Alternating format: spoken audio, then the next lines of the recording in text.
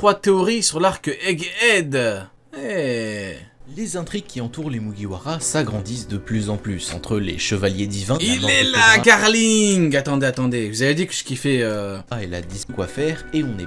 Oh là là, Yamiok et tout ce que j'aime. Attendez, 2 secondes. S'agrandissent de plus en plus entre les chevaliers... Regardez, Saint-Garling Figarland, il est là, l'homme qui punit les dragons célestes. Il est arrivé, il a vu Saint-Merdgard, vroom, il a puni. Fingerland, comme dirait Sony. Il l'a puni. Ça, c'est, vous vous rendez compte, hein. C'est un crime. Le plus grand des crimes, c'est frapper un Tenrobito. Lui, il a le droit de les tuer. Chevalier divin, la mort de Cobra et la disparition de Vivi, la montée en puissance de Barbe Noire ou encore l'arrivée de la Cross Guild, il y a de quoi faire et on n'est pas encore arrivé au bout de nos surprises. Laissez-moi vous partager 3 de mes théories sur tous ces éléments qui s'avéreront cruciaux pour la suite de l'aventure de Luffy, mais aussi pour l'avenir du monde. Abonnez-vous si ce n'est pas déjà fait et bien sûr, partagez-moi toutes vos idées dans les commentaires.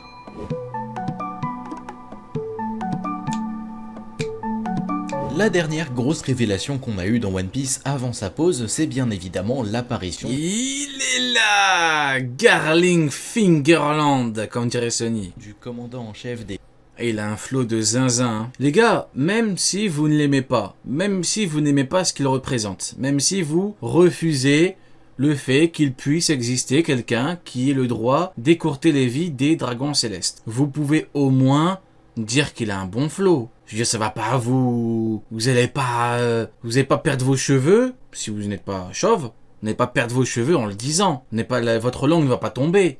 Vous pouvez le dire. Il a un excellent flot, c'est une réalité. Des chevaliers divins, Garling Petite lunette, c'est incroyable. Garland, supposé comme faisant partie de la famille de Shanks, ce qui expliquerait pourquoi ce dernier... Wow, c'est incroyable le flot de zinzin. Pourquoi t'as chié sur les chauves? Pas du tout. Je suis pas chié sur les chauves. Non, j'aime les chauves. Regarde dans Shinjao. Je kiffe dans Shinjao, c'est la famille dans Shinjao. Ah, pas du tout. Merci Deku. Presque 1 an que je ne mange plus aucune clim. Big up Deku. Et à tant de privilèges auprès des plus hautes instances du monde, il est celui qui va poser énormément de problèmes à la flotte de Luffy, ce qui va très certainement d'ailleurs retomber sur les Mugiwara à un moment ou un autre. En effet, la raison pour laquelle Garling et les chevaliers divins ont été convoqués, c'est parce qu'une tentative de meurtre a été commise sur Saint Charlos par Léo et Sai. Sainte Miosgard, le dragon céleste... Saint-Merdgard.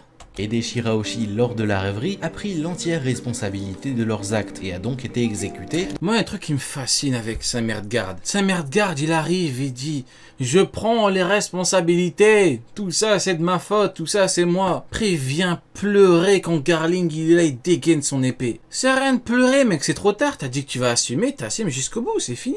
Là, il pleure. Ça a rien, mec. T'as voulu assumer. Tu meurs. C'est tout. Dans le chapitre 1086, juste avant le début de la pause. Tu fais comme Rayleigh. Regardez Rayleigh. Il a dit à Kizaru, j'assume entièrement le fait de venir aider les mecs qui les ont frappés. Il a assumé. Et bah Kizaru n'a pas pu l'arrêter. Parce qu'il est plus faible que lui. Rayleigh, je suis plus faible que toi. T'avais qu'à être plus fort que Garling. T'es pas plus fort, bon bah tant pis. Seulement, c'est dans le C'est pas moi qui fais les règles, hein. C'est le monde de One Piece, hein. Moi, je ne fais que constater, si vous voulez. C'est ce que je veux dire. Moi, je constate. Chapitre 1085, on apprend qu'ils ont fièrement donné leur nom et leur affiliation à Luffy avant de prendre la fuite. Ce qui veut dire que, normalement, la mission de Garling et des Chevaliers Divins n'est pas terminée. Certes, Miosgard a assumé leurs actes, mais s'il a été exécuté, ce n'est pas vraiment pour cette raison. Ouh là là, par contre, si Garling part fumer la flotte de Luffy, il y aura conflit d'intérêt les mecs, hein. Parce que d'un côté, il y a la flotte de Luffy qui est affiliée à Luffy, et de l'autre, il y a le GOAT de Marie-Joise, Saint-Garling Figarland. Et oui, c'est compliqué. Mais bien parce qu'il est allé dans le sens de gens qui ne sont pas de son rang alors qu'il est lui-même un dragon céleste. Tout ce qu'il s'est passé avec les hommes poissons et Otohime il y a 15 ans l'a fait devenir une sorte de traître aux yeux des autres dragons célestes qui, en s'abaissant et en... Regardez. Mais en me sermonnant, feu la reine Otohime m'a ouvert les yeux et a fait de moi un humain. Ah, retourne pleurer ailleurs, Merdgard. Donnant une voix à un peuple... Ah, je rigole, c'est pas bien. Inférieur, rejette... Depuis ce jour, je n'ai qu'un souhait. Directement ou indirectement son statut de dieu. C'est assez extrême, mais en même temps, c'est exactement la façon qu'ils ont de voir les choses. Exactement. Seulement, maintenant... Du coup, Garling lui a ouvert le bide, exactement. Tout à fait, accalmie, tout à fait. Quand les chevaliers divins savent ce qu'il s'est réellement passé, ils vont très certainement partir à la poursuite des véritables coupables. Ah mais si Garling qui part en mode Weeble et qu'il part choper les mecs de la flotte un par un, ça va être chaud, hein. Je comprends toujours pas pourquoi tu chies sur Miosgard, je rigole. Mais je rigole avec Miosgard. Mais quand je dis qu'il a une vie bien trop longue, je rigole. Non, n'exagérons pas. Ouais, s'il part en mode Weeble et qu'il part chier sur chaque mec de la flotte, ça va être chaud, hein. Parce que le mec peut avoir un gros niveau. Je le rappelle, ont pris la fuite en prenant soin de laisser tout ce qu'il faut savoir sur eux. Depuis la fin de Dressrosa, on a très peu entendu parler de la flotte de Luffy. On a eu une mini-aventure sur eux qui nous montrait ce qu'ils devaient. Ouais, Bartholoméo contre Garling, va se faire fouetter, hein. Ouais. Garling, il peut avoir un très très haut niveau. S'il se retrouve devant lui, s'il lui chie dessus, il est... Enfin, s'il a envie de lui chier dessus, il est mort, hein. Cavendish, pareil. Venait, mais on n'a pas eu grand chose de plus. On imaginait un peu tous qu'ils allaient arriver à Wano en suivant la vivre carte de Luffy qui était en train de se consumer petit à petit, mais finalement rien de tout ça n'est arrivé. Le fait est qu'ils vont forcément faire quelque chose de notable à un moment donné dans l'histoire, puisque rappelez-vous, c'est dans le chapitre 800, lorsqu'ils ont prêté allégeance à Luffy, que le narrateur a affirmé qu'ils seront à l'origine d'un événement très important. Depuis ce moment, il était impossible de savoir de quoi parlait le narrateur en disant Garling, Haki des Rois. Ça revient demander si Akainu a le Haki des Rois en vrai. Hein. Actuellement, il n'y a aucune preuve, aucun élément, il n'y a rien qui puisse me permettre d'aller dans le sens du Haki des Rois. Compliqué maintenant. S'il a le Haki des Rois, ça peut être pas mal. En termes de combat, on pourra avoir un truc intéressant, tu vois. Le problème, c'est que dans le camp GM, Marine, il n'y a que Pengoku qui a du Haki des Rois en termes de confirmation. Même Garp, on n'a pas de Haki des Rois. Même Garp, on n'en a pas. Donc le donner à Garling, ça va être compliqué. ça, ce n'est pas en déclarant la guerre à Shanks ou en quittant les rangs de Buggy qu'ils allaient marquer les choses à ce point. Mais aujourd'hui, la situation est vraiment très différente. Là où s'en prendre un dragon céleste est un crime qui mérite l'intervention d'un amiral, les OSI ont cette fois-ci tenté d'assassiner un dragon céleste directement sur les terres saintes de Marie-Joise. Un événement qui a été suffisamment important donc... oui, il a raison, hein. Il a raison. Si Garling part à leur recherche, et s'il les chope, ils sont foutus, hein. Surtout s'il part avec son équipe, très très intéressant, j'aime beaucoup ce qu'il propose. Hein.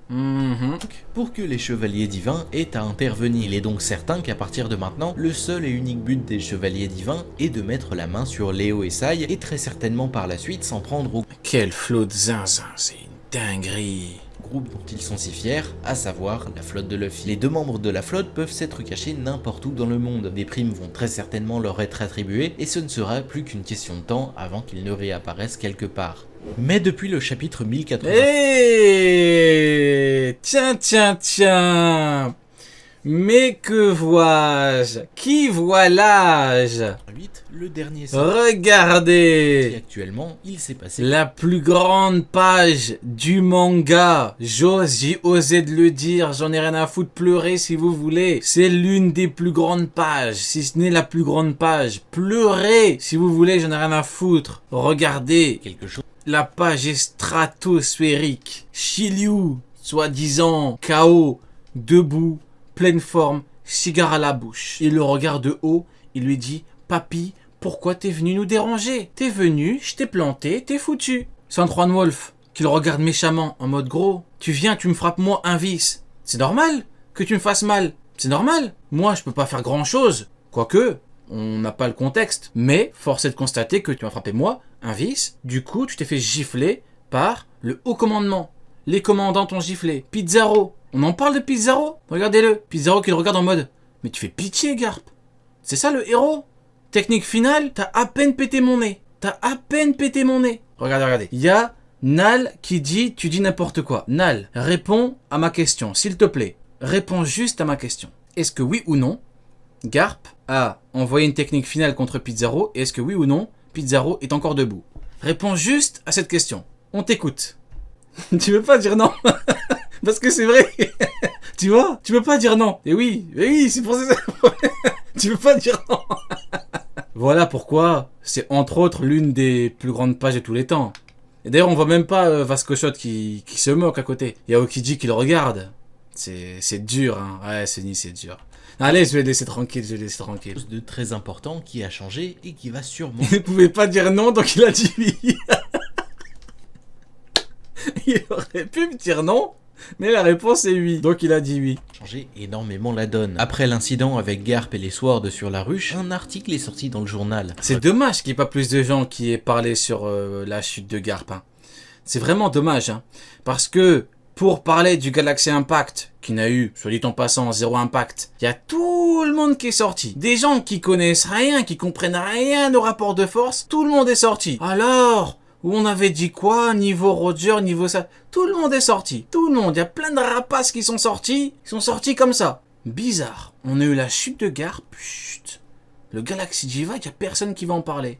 C'est bizarre, hein? Eh oui, les mecs. Racontant que Luffy s'était retranché sur Egghead. Rappelez-vous, Morgan avait eu une information d'un informateur toujours inconnu qui a fait Galaxy Impact qui n'a eu aucun impact. fuiter la mission que le gouvernement avait confiée au CP0 qui était d'assassiner Vegapunk. En entendant ça, il a directement pensé à un titre d'article qui ferait porter le chapeau à Luffy dans le but d'aller dans le sens du gouvernement et d'obtenir l'argent et la reconnaissance de ce dernier, et ce, malgré les avertissements de Vivi. Évidemment, et comme elle, on sait que ce n'est pas le but de Luffy, mais en voyant ça dans le journal, il est possible que la réputation du Yonko chute énormément, que le monde entier se mette à le détester. Vegapunk Que le monde entier se mette à détester Luffy. Bon, après, est-ce que Luffy en a quelque chose à foutre, hein? En vrai de vrai, Luffy l'a dit, je suis pas un héros. Donc, est-ce que ça va l'impacter? Quoi qu'il arrive, t'es un Yonko, hein, aux yeux du monde, t'es un pirate, t'es un méchant, t'es le mauvais, hein, dans l'histoire, mais... Ouais, intéressant. est un homme adoré partout à travers les mers, comme nous l'avait dit Morgan, et comme on le comprend depuis sa première mention. Si Luffy est vu comme son assassin, ça ferait de lui et ses alliés une cible idéale, qui profiterait largement au gouvernement, véritable cerveau Garp a dû s'entraîner pour battre...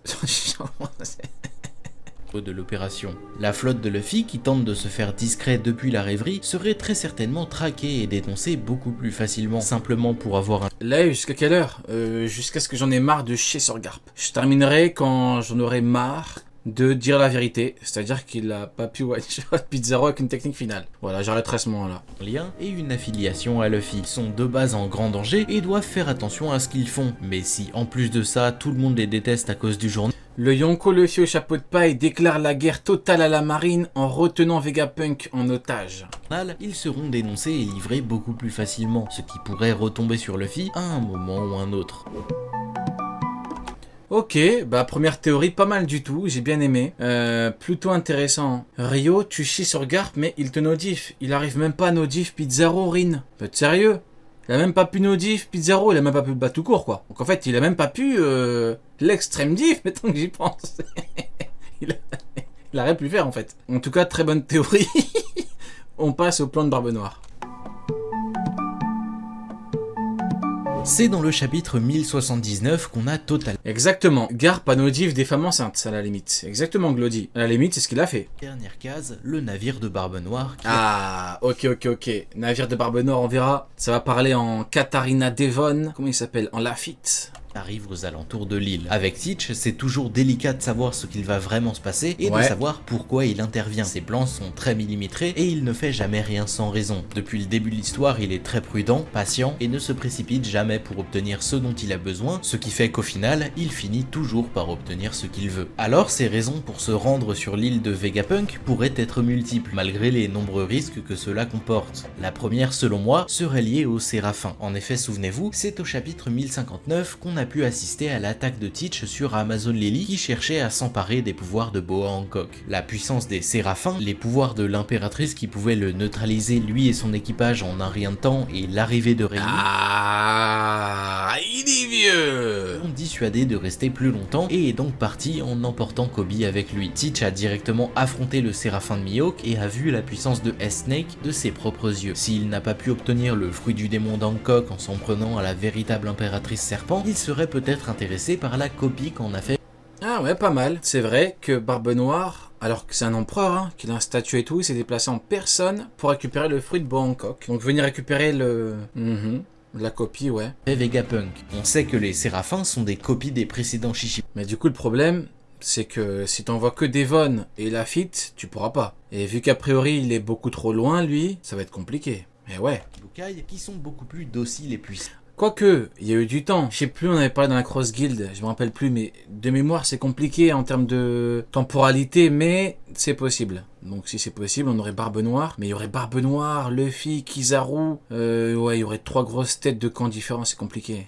À qui on a réussi à donner de nouvelles aptitudes de combat et notamment des fruits du démon. Vegapunk nous a appris au chapitre 1070 qu'il n'est pas possible de recréer un paramécia artificiel, comme il l'a fait pour le Zoan de Kaido par exemple, mais qu'en utilisant le facteur de lignage d'un utilisateur, soit son ADN, il est possible de mettre en place qui confère les propriétés du fruit. Ainsi, le Séraphin de Jinbei a pu profiter des pouvoirs de Seigneur Pink alors qu'il est toujours en train de séjourner en prison sur Impel Down. Barbe Noire n'a sûrement aucune idée du fonctionnement de telles prouesses. D'ailleurs, Vegapunk précise aussi qu'il n'est pas sûr qu'il puisse éveiller leur pouvoir, mais voir ces 2 séraphins se battre contre lui a peut-être attisé sa curiosité, souhaitant ainsi se rendre sur Egghead, kidnapper le scientifique et mettre la main sur le pouvoir qu'il convoite depuis l'abolition des Shichibukai. Comme je l'ai dit au début, il y a sûrement plusieurs raisons à sa venue. Une deuxième pourrait simplement être la volonté d'utiliser Vegapunk pour accroître la puissance de son équipage, fabriquer des fruits du démon pour ses flottes, utiliser les séraphins à son avantage, bref, utiliser le scientifique à son avantage, comme il compte utiliser Pudding pour déchiffrer les road poneglyphes qu'il a volés à l'eau. Le savoir de Vegapunk est tellement important qu'il pourrait servir à n'importe qui, et Barbe Noire. Ouais, complètement d'accord. Complètement d'accord. Barbe Noire qui récupère Vegapunk,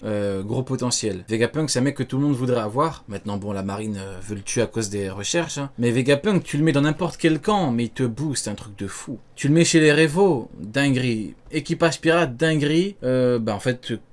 S'il reste dans la marine, dinguerie. Noir a très certainement l'intention d'en profiter. Une troisième raison serait d'accroître ses chances de devenir le roi des pirates en profitant de son passage sur Egghead pour capturer et forcer Robin à travailler pour lui. Comme je viens de l'évoquer, il a déjà Pudding. Néanmoins, on sait qu'elle n'a toujours pas éveillé son 3e œil, et que c'est d'ailleurs quelque chose qui énervait beaucoup Big Mom, au point qu'au chapitre 999, elle avait demandé à Kaido de tuer qui il voulait, mais de laisser Robin en vie pour pouvoir la capturer et s'assurer de pouvoir lire les poneglyphes. Barbe Noire, prenant le moins de risques possible, est parti capturer plus grand mercato de tous les temps, on répète. Pudding sur Whole Cake, qui n'avait plus vraiment d'option pour clause libératoire, la mort. Se défendre, puisque Big Mom était sur Wano à ce moment-là, accompagné d'une partie de son équipage, et les combattants restés sur place se remettaient quant à eux des dégâts causés par les Mugiwara. C'est une dinguerie, hein, l'équipage de Big Mom. C'est l'équipage qui a pris le plus cher.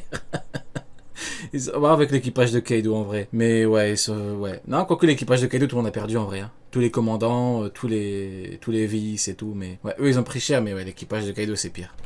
La tâche était donc sûre, sans danger et quasiment sans échec. Néanmoins, comme je le dis, Pudding étant issue d'un croisement entre un membre de la tribu aux 3 yeux et une humaine, elle n'est même pas sûre elle-même. Big Mom c'est trop... Ouais, je suis d'accord Sony. Big Mom c'est une dinguerie. Ils sont arrivés chez elle et tout, mais Kaido tout le monde a perdu. Donc si tu compares Big Mom au niveau des vices, il n'y a pas eu non plus beaucoup de grosses défaites, voire beaucoup de vraies défaites hein, en termes de vices. Qu'elle puisse un jour éveiller son 3e œil, ce qui n'arrangerait vraiment pas les affaires de Barbe Noire. Ainsi, en sachant ça, il chercherait donc à assurer son coup en tentant cette fois-ci la voie risquée et capturer Robin. Pour finir, il est possible que Teach cherche à capturer Vegapunk afin de faire pression sur le gouvernement comme il a cherché à le faire avec Kobe. Son but, comme on l'a vu au chapitre 1080, était d'utiliser Kobe afin de faire chanter le gouvernement et de faire affilier son royaume à l'organisation mondiale et ainsi recevoir tous les avantages qui vont avec. Aokiji lui a expliqué que faisant partie du Sword, ça ne marcherait pas puisqu'il n'est plus vraiment considéré comme un soldat de la marine à part entière puisque c'est comme... On l'avait dit hein, quand Aokiji avait vraiment parlé à Barbe Noire des Sword, quand il avait tout balancé dans le plus grand des calmes, on avait dit ce mec là c'est devenu un vrai pirate. On nous parlait non, vous verrez, il va repartir avec Garp, ou non, en fait, c'est pas vraiment un pirate. Il aurait quand même fallu que Oda nous mette un gros flashback avec les idéaux de Kuzan qui ont été développés, et Kuzan qui dit à Barbe Noire, finalement, je suis vraiment avec toi, et Barbe Noire qui lui offre une nouvelle perspective pour que tout le monde comprenne. Mais le mec, c'est un ancien amiral, il a carrément dit tout ce qu'il savait sur les Swords. C'est pas seulement infiltré, hein, si ce n'était qu'un infiltré, le rôle, il le joue peut-être un peu trop, quoi. Parce que bon, tu balances tout, hein. Comme si t'es pas obligé de tout balancer. Il va déposer sa démission. Ainsi, il peut faire ce qu'il veut, mais la marine ne les prend plus en charge en cas de problème. Donc en j'ai trouvé un pro-amiral, Rio, amiral égal Yonko, Mihawk a meilleur acquis que Shanks. Quoi, ça existe, hein. Il y a des fous partout, frérot. Ça existe, hein. Théorie, en capturant l'homme le plus important du monde... On dirait que tu viens de trouver un mec qui avait 8 têtes. Ça existe, gros. il pourrait obtenir ce qu'il veut du gouvernement. Mais évidemment, c'est sans compter le fait que le gouvernement lui-même cherche à le faire disparaître. Bien sûr, cette mission attribuée au CP0 de Lucci n'est pas connue du monde, et Barbe Noire n'en a très certainement pas connaissance non plus. Ok, bon, je vais m'arrêter là avec les théories, parce qu'après c'est Nefertari GVV. Hop, bah en tout cas, pas mal du tout, hein, très bonne vidéo, c'était vraiment sympathique.